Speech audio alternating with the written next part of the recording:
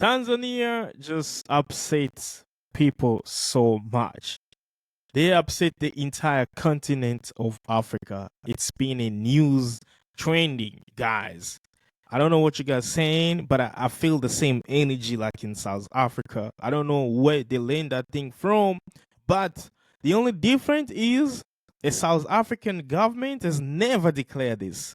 Only the population, some individuals. But in Tanzania, it's like the contrary, right?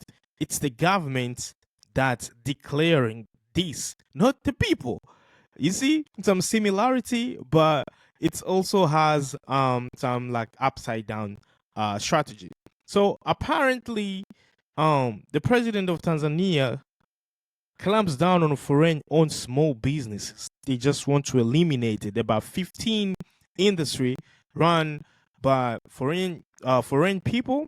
They don't want that to happen anymore because apparently it's taking jobs from the local. I don't know what kind of job, but we're gonna find out right now. So let me play it. Today on Africa in Business, one of the really big stories that we're focusing on are developments coming out of Tanzania. Now, in an effort to safeguard employment for the locals, the Tanzanian government has instituted a ban on 15 micro enterprises. This includes retail, mobile money services, tour guiding locally, all to ensure. Man, can you imagine retail, mobile money services? Okay, so what's the mobile money services they use more in East Africa? The number one is M-Pesa. I don't know if you guys know M-Pesa. Those things are not really popular in South Africa. There's M-Pesa, there's Orange Money, and then there is Airtel Money, and some other things, right? Probably four of them. They're like really really popular. You can do some money transfer like easily from your mobile money, right? In South Africa, mobile money that we use the most, it's e-wallets and banking transfer.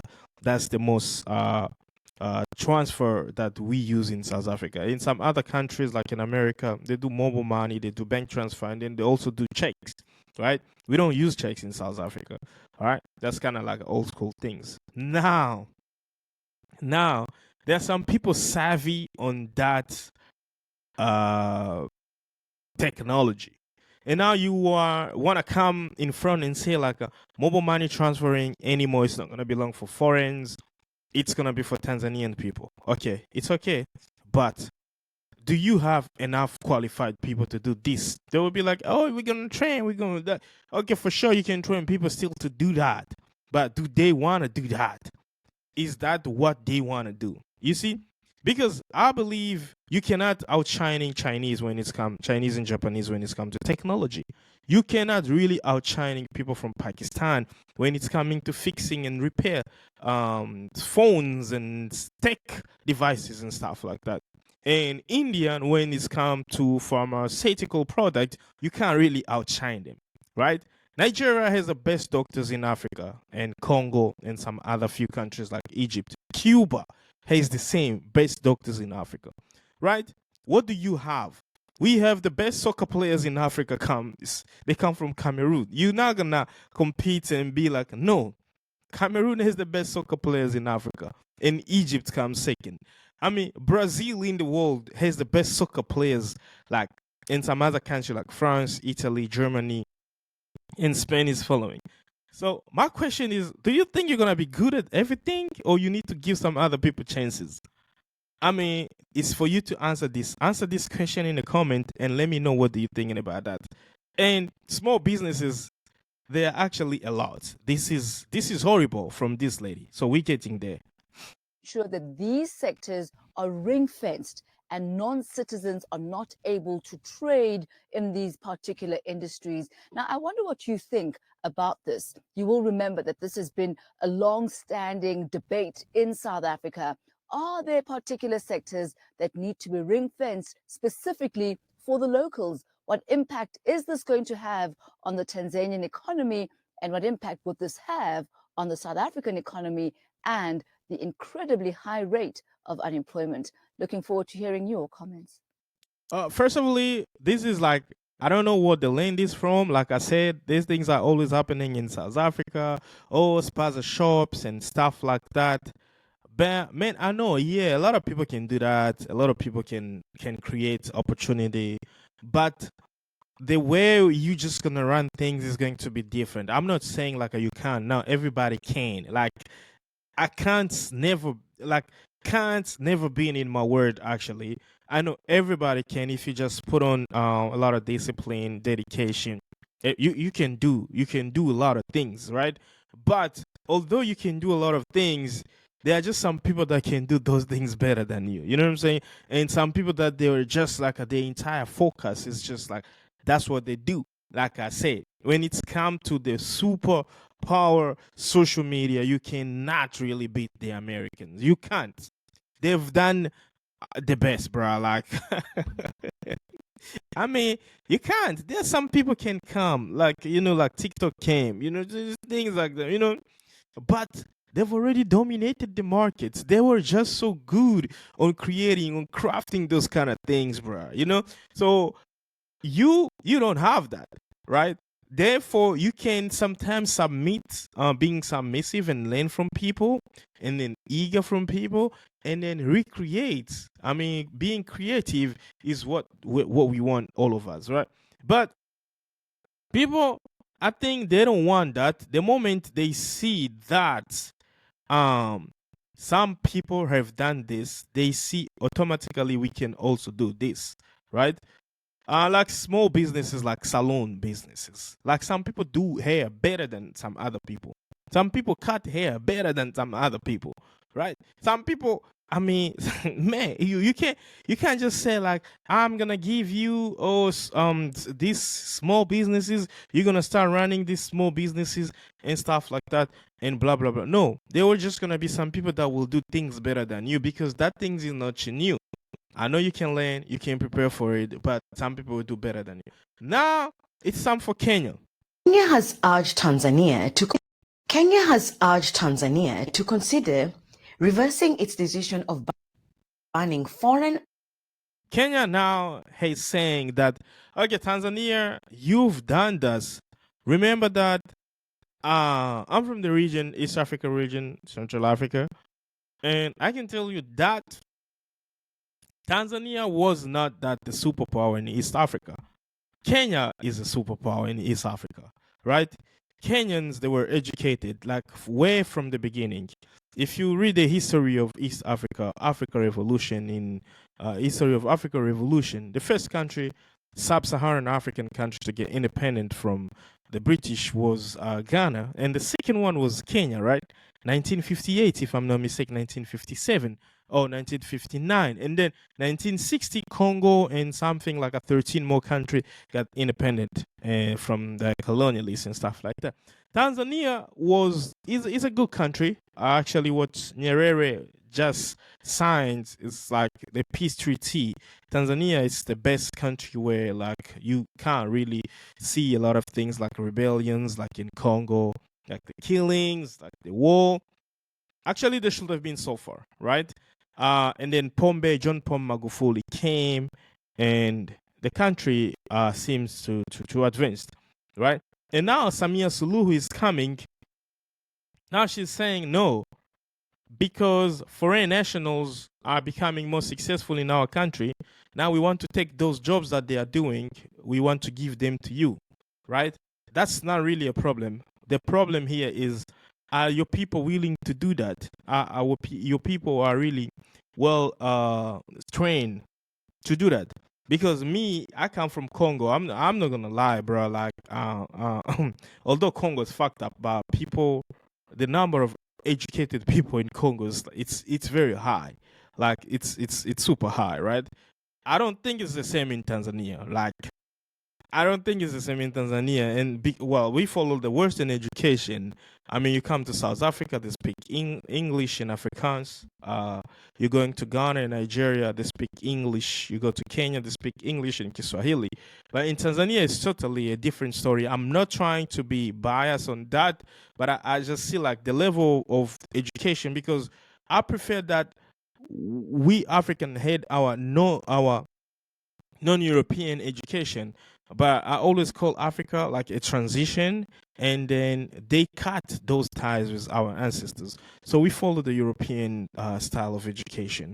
In Tanzania, it's been super behind, right? I'm not gonna look. I'm not trying to be biased. I love Tanzania so much. Like nawapenda sana, yani wa Tanzania kama mkoani nawapenda sana, yani nakuwa naifagilia Tanzania sana na sana na sana na sana. But when we're talking about super educated, like I don't think so. Like the level, it's still, I would be saying from 2000 up to now, that's where they started to take education really seriously, right? And now Kenya is clapping back. Let's hear this. Small-scale traders from operating within Tanzanian territory, warning that the move could face retaliation. Kenya's Trade Minister Lee Kinyanjui said in a statement on Wednesday, July 30th, that Nairobi had noted with concern the neighboring nation's pronouncement. According to Kinyanjui, Tanzania's action undermined the core objective of regional economic integration under the Common Market Protocol. In its justification, Tanzania said foreigners were increasingly participating in the country's small-scale sector, thereby rendering many citizens jobless. Tanzania consequently listed 15 services which I don't know. That's, if someone from outside coming to your country, actually they will outwork you because they will be working double, right? You will relax in your country. Like we've always getting this, like, oh, you're an immigrant, so you're gonna be working so hard and stuff like that. Okay, I get it, it's true. But that hard work is gonna push somebody to become successful, which is if you do not working hard, you're not gonna become successful. It's all depends with time frame. But now you saying because these people are making their own jobs, which is not even provided by the government, you say it makes other local jobless. I don't understand. This is a creative job. If somebody started his own store, like selling clothes, selling vegetables on the street, opening a saloon, that things require skill, a certain skill. And then if you say local are not able to doing that, I mean, like, what skills do they have? That's a question, Mike. Let's not be biased over here, bro. I want your opinion. Let's talk in as a brothers and sisters. Drop a comment below. I know many South African will support this because I've already started to read the comments here. And this guy said, we as South Africa will support that. But the South African government is never supporting that. And the people, those people who are educated, they've never support that. Those people who understand the value of human rights, how you can do better in your own country instead of competing with somebody who's coming from outside, because you have all the resources, they do not have all the resources in your country, and then crying again. I mean, that doesn't sound right to me. Let me know in a comment. foreigners are not allowed to operate, with the ban taking immediate effect. The banned trading activities include mobile money services, small-scale mining, operating beauty salons and courier shops, setting up radio or television stations, and offering tour guide services. Can you guys imagine this, like setting up a radio or television? Wow, Tanzania has just gone too far. Mining, like small scale mining. All right, this mining is actually dangerous. Operating beauty salon and curio shop. So somebody can be a tour guide in Tanzania. Like, this is what I've never understand. Like, guys, please make this thing make sense to me. Tanzania is a country where people visit Zanzibar the most, right? And they go to Kilimanjaro the most. They say somebody cannot be, a foreign person cannot be a tour guide, right? Now tell me, people come from America, a Tanzanian tour guide can only speak Kiswahili better, right? People come from France, the Tanzanian guy can't speak French. People come from Spain, the dudes can't speak Spanish. People come from China, the dude can't speak Chinese. People come from Saudi Arabia. I know there's many Muslims in Tanzania, They speak a few Arabic because Swahili is like some words that are very, very related to Arabic, right? What about if you can't speak Arabic completely, like fluently? So people come from Portugal, you don't speak Portuguese, in Brazil, you don't speak. So who do you want to get employed? The people that have the right skills, or the people that just because they speak Swahili? How are they gonna understand each other? This is what makes me upset about Tanzania. Like these people, like you just like you do things is like you don't even thinking about what's gonna happen. Small tour guide. So, in which languages are you gonna communicate with international visitors? Are you gonna communicate in Swahili or what? Man, I don't know, but this is the reason why I see like Tanzania is just upsetting radio people. or television stations and offering tour guide services. Tanzania's Trade Minister Selemani Jafo said on July 28 that his country was acting to protect Tanzanian traders as well as safeguard job opportunities. Kenya said Tanzania's decision risks eroding East African community trade gains. According to Kenya's Trade Minister Kinyanjui, Tanzania is Nairobi's second largest East African community trading partner after Uganda, accounting for a trade volume of 63 billion Kenyan shillings, an equivalent of 486 million US dollars. Nairobi said even though it respects the sovereign rights of East African community partner states to legislate on domestic matters, it also believes in the importance of consultation in implementing policies that affect cross-border goods transfer. In May, Kenya's Foreign Minister Musalia Mudavadi said that around 250,000 Kenyans live, work, or do business in Tanzania. Kenya, through its trade ministry, said on July 30th that it could not rule out retaliation if diplomacy fails. Tanzania's official unemployment rate stands at 2.5%, which translates to around. So basically, I do get the tension. What Tanzania sees is like they see there are people that can't perform very well, and there are some people from outside they can come and still taking everything from the local. And this is not the problem from the people that come, but this is your problem. You have to fix this. Like I said earlier, I know Tanzania. I mean, now it's getting there, but 15 years ago, education was not like a big thing in Tanzania. Like, was not really a big thing in Tanzania. Guys, that is it. That's it for today. Let me know in the comments how xenophobic Tanzanians are becoming. Or should Africa just be isolated? Everybody can stay in his own lane, which is not going to happen. Otherwise, we wouldn't have African Union. Or what can we do? Because here in the Southern Africa, Zimbabwe, Botswana, Namibia, they are now launching ID card just to travel within the countries. While in Tanzania, they want to chase foreigners away. And this is going to bring a big tension in East Africa. Guys, comment your thought there. Please hit the button, subscribe. Please join our membership program. It's very cheap. That's help us creating great content like we do right now. And please like the video. Please let me know in a comment what do you say about this. And I will see you in the next video. Ciao, guys. I love you.